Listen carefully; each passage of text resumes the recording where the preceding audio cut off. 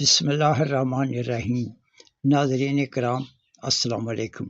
میرے چینل آئینہ اسرار کے تمام ساتھیوں کو خوش آمدید۔ قرآن مجید کے معجزات کی دوسری قسط پیش خدمت ہے۔ پہلا معجزہ ہے بارش کا برسنا۔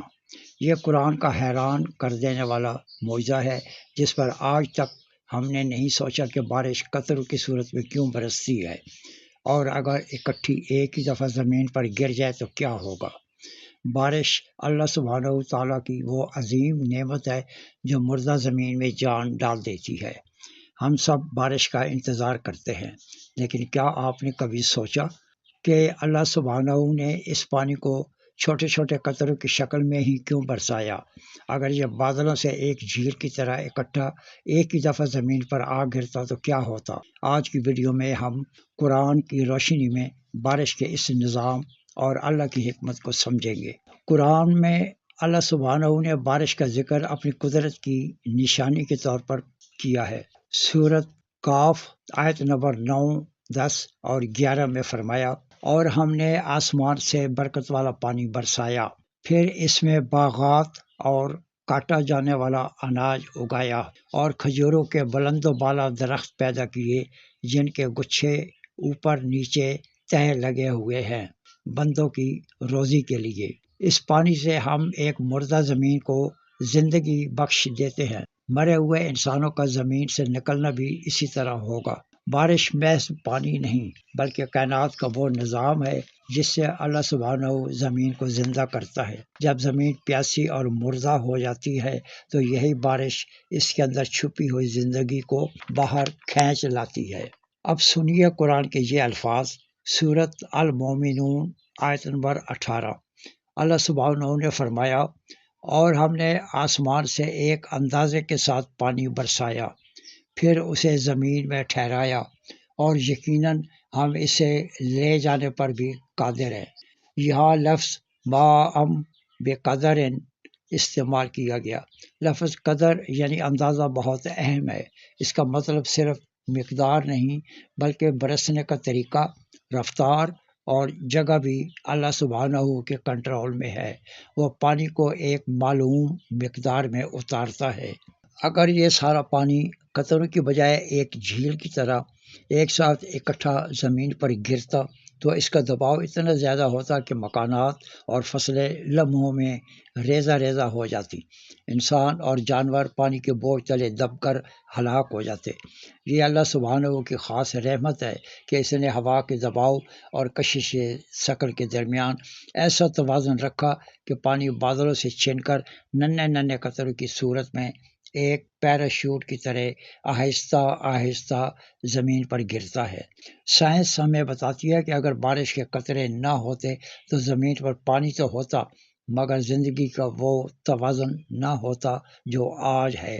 اگلی بار جب آپ کے چہرے پر بارش کا ایک ننھا قطرہ گرے تو سوچیے گا کہ یہ محض اتفاق نہیں، یہ اس خالق کی محبت ہے جس نے آپ کو محفوظ رکھنے کے لیے آسمان سے گرتے ہوئے پانی کے وزن کو لاکھوں قطروں میں تقسیم کر دیا۔ بارش اللہ کی رحمت ہے، اس کی قدرت پر غور کرے اور اس کا شکر ادا کرے۔ دوسرا معجزہ، دودھ کہاں سے آتا ہے؟ کیا آپ نے کبھی سوچا کہ ایک گائے یا بھینس اوسطاً 8 سے 10 کلو دودھ روزانہ دیتی ہے؟ یہ دودھ آخر اس کے جسم میں کہاں اور کیسے بنتا ہے؟ وہ تو صرف ہری گھاس اور چارہ کھاتی اور پانی پیتی ہے، لیکن بدلے میں ہمیں سفید، میٹھا اور غذائیت سے بھرپور دودھ فراہم کرتی ہے۔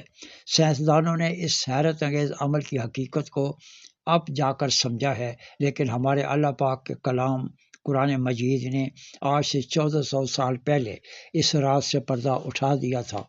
یہ قرآن کا وہ انکریڈیبل معجزہ ہے جسے سن کر عقل دنگ رہ جاتی ہے۔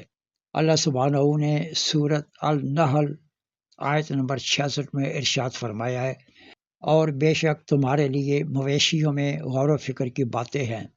ہم تمہیں ان کے پیٹوں سے گوبر اور خون کے درمیان سے خالص دودھ نکال کر پلاتے ہیں جو پینے والوں کے گلے سے آسانی سے اترنے والا ہے۔ ناظرین کرام، اس آیت کے الفاظ پر غور کریں۔ اللہ سبحانہ فرما رہا ہے کہ دودھ گوبر اور خون کے بالکل درمیان سے نکلتا ہے۔ آئیے آپ دیکھتے ہیں کہ جدید سائنس اس بارے میں کیا کہتی ہے، اور ایک بھینس روزانہ 10 کلو دودھ کیسے تیار کرتی ہے۔ جب بھینس گھاس یا چارہ کھاتی ہے تو وہ اس کے معدے میں جاتا ہے، وہاں ہاضمے کا عمل شروع ہوتا ہے۔ ہاضمے کے بعد جو فضلہ بچ جاتا ہے وہ گوبر کی شکل اختیار کر لیتا ہے۔ اسی ہاضمے کے دوران چارے کے اندر موجود تمام غذائیت اور پروٹین کو بھینس کی انتڑیاں جذب کر لیتی ہیں، اور یہ غذائیت خون کے دھارے میں شامل ہو جاتی ہے۔ پھر یہ خون تمام غذائیت کو لے کر بھینس کے تھنوں تک پہنچتا ہے۔ یہاں اللہ کے حکم سے ایک ایسا زبردست فلٹریشن سسٹم کام کرتا ہے جو خون کے سرخ خلیات کو روک لیتا ہے اور اس خون کے اندر موجود غذائیت کو بالکل الگ کر کے خالص سفید اور خوشگوار دودھ میں تبدیل کر دیتا ہے۔ ذرا سوچیے، ایک طرف گوبر ہے جس میں شدید بو ہے، دوسری طرف خون ہے جو ناپاک ہے اور ناقابل استعمال ہے، لیکن ان دونوں کے بالکل بیچ میں سے اللہ سبحانہ اپنی قدرت سے ایسا شفاف دودھ نکالتا ہے جس میں نہ بو ہوتی ہے اور نہ ہی خون کا کوئی قطرہ۔ یہ محض ایک حیاتیاتی عمل نہیں بلکہ کائنات کے مالک کا براہ راست حکم اور نظام ہے۔ 1400 سال پہلے جب نہ کوئی مائکروسکوپ تھی اور نہ ہی ایناٹومی یعنی علم تشریح اعضاء کا کوئی علم تھا، اور نہ ہی خون کی گردش یعنی بلڈ سرکولیشن کا کوئی تصور تھا، اس وقت ایک امی ان پڑھ نبی حضرت محمد مصطفیٰ صلی اللہ علیہ وسلم کی زبان مبارک سے نکلے ہوئے یہ الفاظ کہ دودھ گوبر اور خون کے درمیان سے نکلتا ہے، اس بات کا مبتدأ ثبوت ہے کہ یہ کتاب کسی انسان کی لکھی ہوئی نہیں بلکہ اس عظیم اعلیٰ برتر ہستی کی ہے جس نے بھینس کو پیدا کیا ہے۔ اس ویڈیو کا آخری معجزہ پیش خدمت ہے۔ ذرا تصور کیجئے، ایک ہی زمین پر، ایک ہی آسمان کے نیچے اور ایک ہی سمندر، لیکن اس سمندر کے بیچوں بیچ ایک ایسی لکیر، ایک دیوار جو مختلف پانیوں کو آپس میں ملنے سے روک دیتی ہے۔ ایک طرف گہرا نیلا پانی اور دوسری طرف ہلکا سبز یا مٹیالہ پانی، دونوں ایک ساتھ بہتے ہیں، ایک دوسرے سے ٹکراتے ہیں، لیکن مجال ہے جو ایک دوسرے کے اندر مکس ہو جائے۔ آج کی جدید اور ترقی یافتہ سائنس یہ منظر دیکھ کر حیران ہے، لیکن کائنات کے اس سب سے بڑے راز سے قرآن مجید نے 1400 سال پہلے ہی پردہ اٹھا دیا تھا۔ سائنسدانوں نے جب سمندر کی ان گہرائیوں پر ریسرچ کی جہاں دو مختلف سمندر آپس میں ملتے ہیں جیسے بحر اوقیانوس اور بحر روم، تو وہ یہ دیکھ کر حیران رہ گئے کہ دونوں سمندروں کے پانی کا درجہ حرارت، اس کا کھارا پن اور اس کی کثافت یعنی ڈینسٹی ایک دوسرے سے بالکل مختلف ہے۔ سائنسی زبان میں اسے ہالو کلائن کہا جاتا ہے۔ ماہرین بحریات کہتے ہیں کہ دونوں پانیوں کے درمیان ایک ایسا سطحی تناؤ یعنی سرفیس ٹینشن ہوتی ہے جو ایک پوشیدہ ہائیڈرولک دیوار کا کام کرتی ہے۔ دونوں سمندر ایک دوسرے میں داخل تو ہوتے ہیں لیکن اپنی اپنی خصوصیات اور رنگ برقرار رکھتے ہیں، کوئی ایک دوسرے پر غالب نہیں آتا۔